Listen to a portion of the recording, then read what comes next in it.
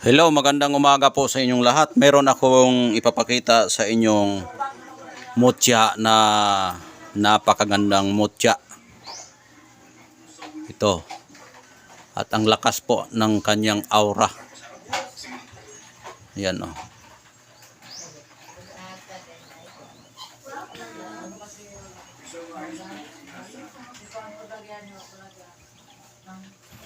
May nagtatanong sa akin kung ano ang mutyang ito.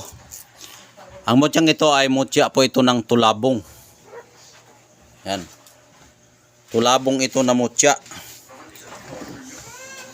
Yung gamit sa tulabong ay tagulilong po yan. Yung hindi ka makikita kapag dala mo itong kanyang itlog. Ito ay isang itlog ng tulabong.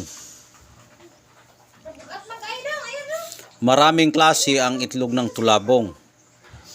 May tulabong na puti ang itlog, may ano siya, may balat pa siya na nagiging bato. At may tulabong din na ang kanyang itlog ganito ang hitsura na para siyang mutya sa tubig. Pero hindi ito mutya sa tubig, ito ay mutya sa tulabong. Dahil ang tulabong kasi mangitlog po yan diyan sa tubig. Minsan kasi sila magsalag sila doon sa may tubigan. May malaking punong kahoy, doon sila sa kahoy magpugaran, magsalag sila doon. At minsan yung itlog kapag malakas yung hangin, mahulog po yan sa tubig. Kaya ito'y aking nakikita, nahatak po ito doon sa pugaran ng tulabong. Paghatak niya, nakita ko talaga sa aking dalawang mata na bumagsak doon sa tubig. Kaya kinuha ko dahil nga pag tingin ko sa itaas, may tulabong doon na lumipad, kaya nilapitan ko agad at ito po ang aking nakuha. Kulay puti siya at ito ay nagiging bato na siya. Napakagandang tingnan. Ayan o. Napakagandang tingnan. Oblong ang kanyang itsura. Oblong. Ang paggamit po nito ay mo lang, balutin mo lang ito ng pulang tela. Kung hindi mo makayang, hindi ka marunong magbalot, pwede mo ito na ipokot, ikwintas mo. Tapos may mga lugar na mga critical na mga area, pwede mo ito lunukin. Hindi ka makikita sa iyong mga kaaway nito kapag ito ay dinadala mo. Kahit na ihabak mo lang, kahit saan ka punta, kapag may kalaban ka, hindi ka makikita agad. Ganyan po katindi ang bertod ng tulabong. Ayan. Ang tulabong na aking nakakuha ay 3 piraso. May kulay yung pink, may kulay puti at ito rin ang kulay. 3 kulay yon. At may nakakakuha na sa akin nun, at ito ang aking na-vlog at pinapakita sa inyo. Kaya ito ang aking mutya na tinago ko at pinapakita. Baka gusto niyo ito, mayroon akong number dyan, pwede kayong tumawag sa aking numero, mag-usap tayo tungkol dito. Ayan, ito'y mutya sa tulabong na kakaiba ang hitsura. Yan. Kung may mga tulabong kayo dyan, tingnan nyo at i-compare niyo dito sa aking mutya. Iba talaga ang mutya ng tulabong sa akin. At iba rin ang mutya ng tulabong na iba. May tulabong sila na ang laki nila parang itlog ng manok. Ang kulay din parang itlog ng manok. Pero sa akin iba, no? Para siyang kulay puti na para siyang tubig. Yan, kasi ang tulabong may power yan, may bertod. May kakayahan yan na magpalit-palit ng hitsura. Kaya tinatawag sila yung tulabong na makapangyarihan, kaya magawa nila lahat kung ano ang gusto nila. Dahil may kapangyarihan sila. Kaya huwag kayong magtataka kung ang habitat ninyo na makatingin sa mga mutya ng tulabong na kulay puti. Hindi po lahat ay kulay puti. Meron ding pink, mayroong green, may pula at may ganito ang kulay yung tulabong.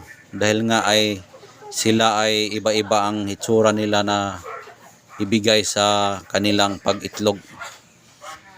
Kapag may power na kasi yung binigay nila, mag-iba na yung hitsura. Minsan may rainbow, minsan may kulay itim, minsan may batik-batik.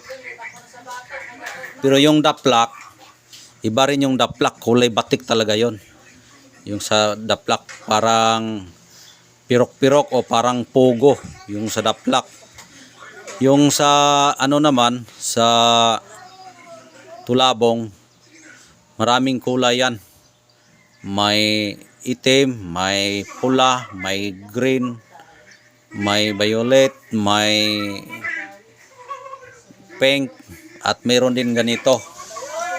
Dahil marami na akong tulabong nakukuha doon mismo sa salaga nila. Minsan yan ang tulabong, mangitlog yan sila sa tabi ng dagat, sa tabi ng ilog. Doon yan sila mag-iitlog. At sa malaking punong kahoy na mayroong mayroong tubig sa baba, diyan sila karamihan mag-iitlog, yung may tubig sa baba. Kaya mahirap-hirapan tayo makakuha ng itlog ng tulabong kapag hindi mo sadyaing hanapin yan, hindi mo talaga mahanap. Kahit hanapin mo man, kung hindi mo matunton yung kanyang salagan, hindi mo talaga makikita yan. Kahit yung salag niya, pwede rin yun ihalo sa grapa. Tagulilong din yan. Yung salag ng tulabong, pwede yan sa tagulilong.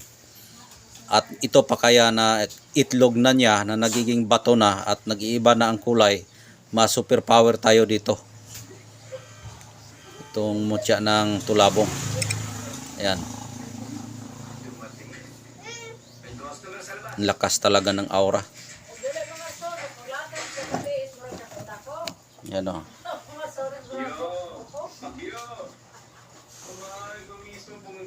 Iba ang ilalim niya, oh, may rimbo-rimbo siya. Nag-rimbo siya sa ilalim mo. Ayan.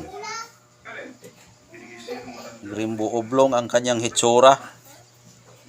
Oblong. Maganda talaga ito. Maganda ito panghabang buhay na itong dalhin. Kung marami man akong tulabong dyan, kaya ako madali lang ako makakuha. Yan o. Yan, itlog sa tulabong na nagiging bato at nagiging iba ang kulay. Super ganda talaga niya, oh. May rainbow siya sa ilalim, oh. Oh. Ang gamit po nito, tagulilong ito, hindi ka makikita. May halo ding panipas ito. Kapag hindi ka makita, panipas din yan. Tagulilong, hindi ka makikita, panipas din yan. Kaya partner yan sila dalawa, tagulilong panipas. Yan.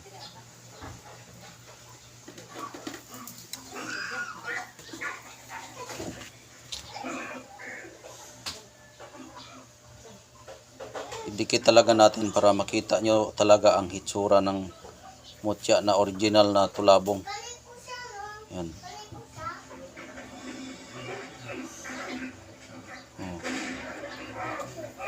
Yan ang original na mutya sa tulabong.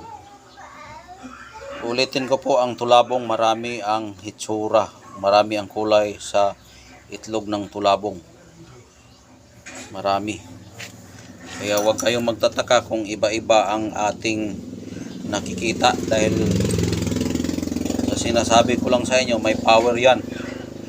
Kapag ang power kumikilos, wala tayong magawa kung ano ang kanyang ipinapakita sa atin. Ayan lang po, maraming salamat at God bless po sa inyong lahat.